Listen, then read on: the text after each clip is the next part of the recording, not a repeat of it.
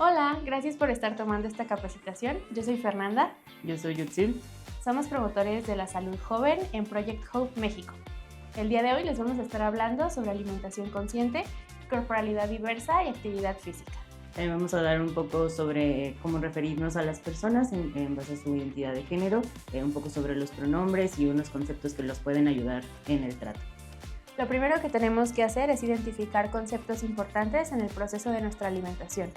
Es urgente y necesario distinguir entre cada uno de estos momentos, pues así podemos darnos cuenta en qué puntos de este proceso tenemos capacidad de agencia y toma de decisión. El primer proceso es la nutrición. Este es un proceso involuntario, es decir, no tenemos control ni manejo sobre lo que hace nuestro cuerpo. La nutrición sucede una vez que ingerimos nuestros alimentos y entonces el cuerpo, el organismo, hace lo necesario para intentar absorber los nutrientes de los alimentos que acabamos de ingerir. En cambio, la alimentación, el proceso de alimentación es justo el proceso que hacemos de manera activa, ¿no? Que tiene que ver con los horarios en los que comemos, con la forma en la que comemos la comida, ¿no? Si yo me siento en una mesa o como mientras estoy parado o mientras estoy haciendo otra actividad, si como en la mañana, en la tarde, todo este proceso es lo que conocemos como alimentación.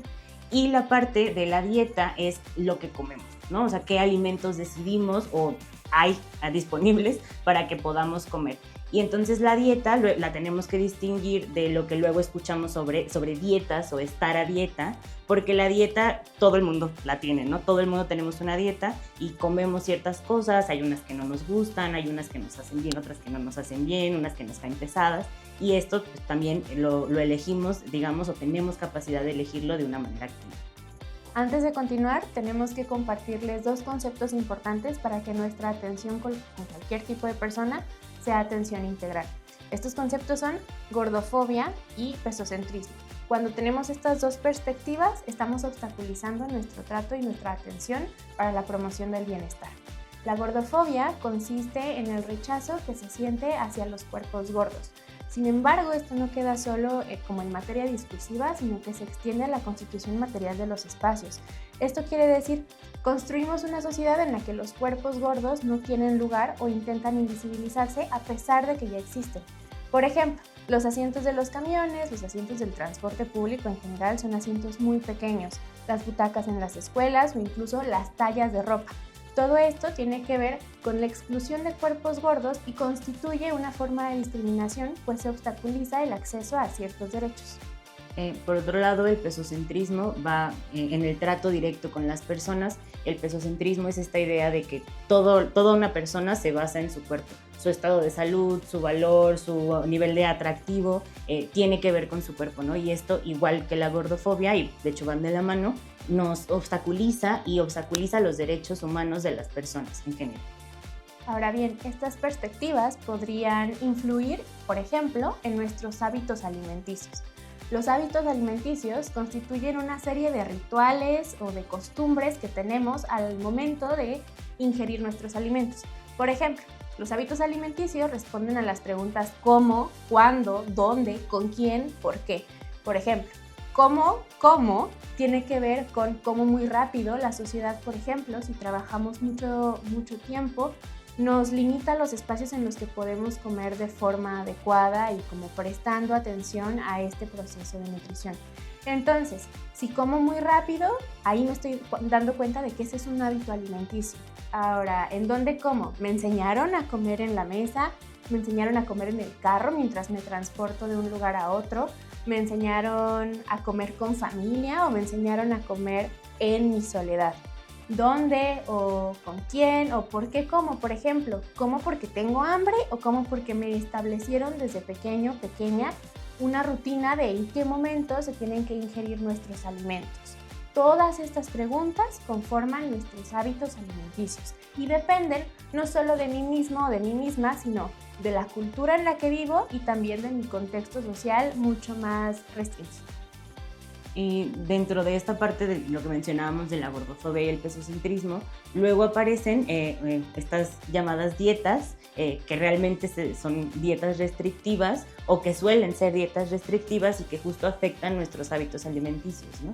Estas dietas restrictivas son aquellas que no nos permiten comer ciertos alimentos, que establecen horarios fijos que no se pueden romper para comer, que por ejemplo nos prohíben ciertas cosas, ¿no? Y que muchas veces justo estas cosas que prohíben son las cosas que nos produce placer comer, ¿no? Nos prohíben las cosas dulces, nos prohíben las cosas fritas, las cosas con grasa, y a veces establecen, por ejemplo, los llamados días de descanso, ¿no? Que son estos días en los que sí podemos comer todo lo que queramos y sí podemos disfrutar el proceso de comida. Y entonces vemos a la dieta no como una forma de alimentación placentera, sino pues justo de forma restrictiva, ¿no? Y normalmente buscamos hacer este tipo de dietas para bajar de peso, o para tener un peso específico, o para ser más atractivos o atractivas, y entonces restringen no solo mis hábitos alimenticios, no solo mi dieta, sino también restringen mi manera de comunicarme y de formarme y de sociabilizar, ¿no? Porque el hecho, por ejemplo, de que yo esté una dieta me impide luego comer con mis personas que quiero, ¿no? Porque no hay algo que pueda obedecer a mi dieta que está restrictiva. O tengo que comer ahorita en este momento porque mi dieta dice que tengo que comer, y entonces tengo que interrumpir otra actividad que igual y me produce placer, y entonces todo lo muevo o todo se mueve a raíz de esta dieta restrictiva. En contraposición a las dietas restrictivas encontramos el modelo de alimentación equilibrada. Este es un modelo que consiste en intentar integrar la mayor cantidad de grupos nutrimentales posibles en nuestras comidas. Esto, sin embargo, no tiene que ver con que, por ejemplo, si nos gusta comer frituras de vez en cuando, nos prohibamos ese hábito o nos restringamos el acceso. Más bien, en todo caso, tiene que ver con intentar compensar este grupo alimenticio que igual y no nos va a aportar muchos nutrientes. Si, por ejemplo, me gusta comer frituras, eso no significa que deba de prohibirlas, sino, por ejemplo, intentar integrar otro grupo nutrimental a esta comida antes o después. Si ya sé que puede ser que me duela la panza o que me cueste ir al baño, quizá puedo integrar un alimento alto en fibra para como compensar los nutrientes que va a obtener mi organismo y no obstaculizar sus funciones. Sin embargo, las dietas restrictivas lo que hacen es prohibirnos completamente las cosas, y entonces podemos caer en hábitos compensatorios o conductas de riesgo que vamos a ver más adelante. Intentar integrar una alimentación equilibrada lo que hace es permitirnos abrazar nuestros hábitos e integrar otras cosas que estén en beneficio de nuestro organismo. De la mano con la alimentación equilibrada hay un concepto que nos gusta retomar desde Project Hope, que es la alimentación consciente. Como lo dice, ¿no? Justo ser conscientes de todo el proceso de alimentación que llevamos. Y esto quiere decir estar conscientes de las preguntas que mencionábamos antes, ¿no? ¿Cómo como?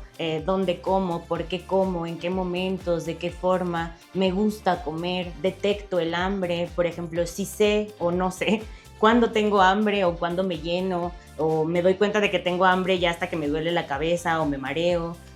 O hay algunas otras cosas que mi cuerpo haga que me puedan dar como la señal de que es momento de comer, e incluso hacerle caso luego a los antojos, ¿no? Porque muchas veces los antojos nos hablan de una necesidad nutrimental de nuestro cuerpo. Si, por ejemplo, en algún momento se nos antoja algo con grasa o se nos antoja como una fritura, quizá nuestro cuerpo nos esté pidiendo carbohidratos y nuestro cuerpo nos esté pidiendo grasas que al final necesitamos para vivir y para funcionar. Entonces la alimentación consciente nos habla de hacerle caso a nuestro cuerpo y de hacerle caso a las necesidades que nuestro cuerpo ya nos dice que tiene, y actuar en consecuencia de la manera que encontremos mejor, y obviamente que respete nuestro cuerpo y que también tome en cuenta nuestro ambiente y nuestro contexto, ¿no? Si estamos en un espacio donde solo hay acceso a alimentos ultraprocesados, o donde solo hay acceso, por ejemplo, a frituras o a botanas, quizá es el alimento que tengo disponible, y de no comer nada, de que nuestra panza esté vacía a tener ese alimento, pues es preferible tener ese alimento. Pero también podemos encontrar otras estrategias para tener una alimentación que sea mejor para nuestro cuerpo.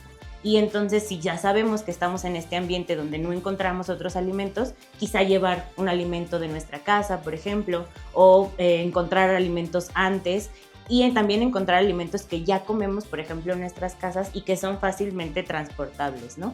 Y bueno, ir adaptando. Al final la alimentación consciente respeta mucho nuestros hábitos, respeta nuestro cuerpo, respeta nuestros gustos incluso, ¿no? No tenemos que renunciar a nuestros antojos y no tenemos que renunciar a las cosas que nos hacen feliz comer, porque igual, o sea, a nuestro cuerpo le hace bien, pero sí tratar de equilibrarlo y de justo hacerlo de manera consciente.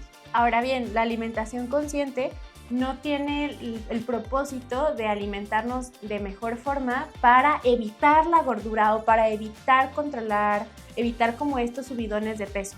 Tiene como propósito estar en contacto con nuestro cuerpo y hablar de la salud y de la promoción del bienestar, no desde el miedo a un tipo de cuerpo, sino desde el cuidado de nuestra propia salud.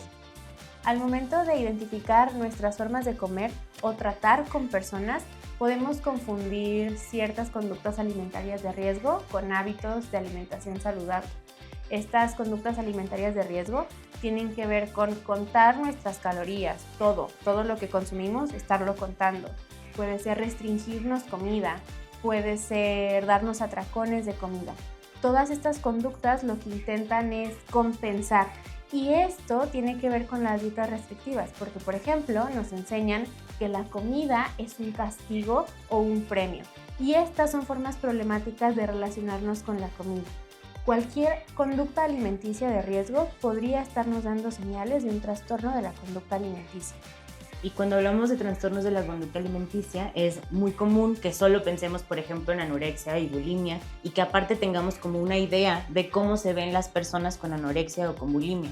Y entonces nos da una atención o un trato con las personas muy centralizado en esta idea y esta concepción que tenemos sobre estos dos únicos trastornos y aparte cómo se deben ver las personas. Y luego se nos pasan muchas cosas, ¿no? Por ejemplo, una persona que llega con nosotros a un trato o que podemos tener contacto en un tamizaje y nos dice, yo voy al gimnasio 10 horas al día y solo como pollo y solo como tal cosa, quizá nos está dando señales de un trastorno de la conducta alimenticia, ¿no? Recordemos que existen más trastornos y que no todos se ven como una persona sumamente delgada, ¿no? También se ve como una persona que no deja de hacer ejercicio, también se ve como una persona que guarda la comida o que incluso cuando todavía tiene hambre, ya no come, ¿no? Como no le hace caso a que todavía tiene hambre y deja de comer, o personas que se restringen ciertos alimentos específicos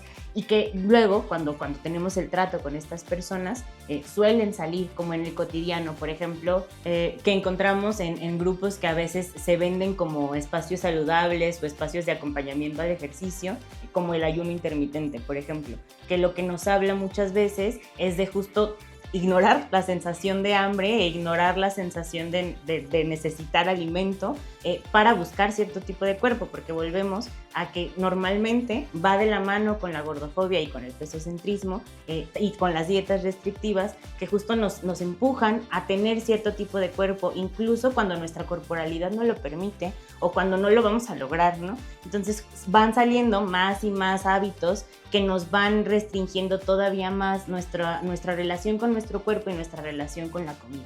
Es importante que si tú detectas en ti mismo o en alguna otra persona alguno de estos hábitos o conductas compensatorias, te dirijas con los servicios de salud mental públicos o privados si están en tus posibilidades, pero nunca hay que pasar por alto estas señales. Y como personas que tratamos con otras personas o por ejemplo ustedes que van a estar en estos procesos de tamizaje, es importante también reconocer nuestros propios límites, saber en qué momentos sí podemos interceder y en qué momentos es necesario derivar a un especialista, ¿no? Quizá podamos dar algún consejo, pero a veces y sobre todo cuando no tenemos la información suficiente y que es completamente normal, es importante saber que hay personas que sí se especializan y que hay personas de confianza con quienes podemos derivar a las personas con las que estamos tratando.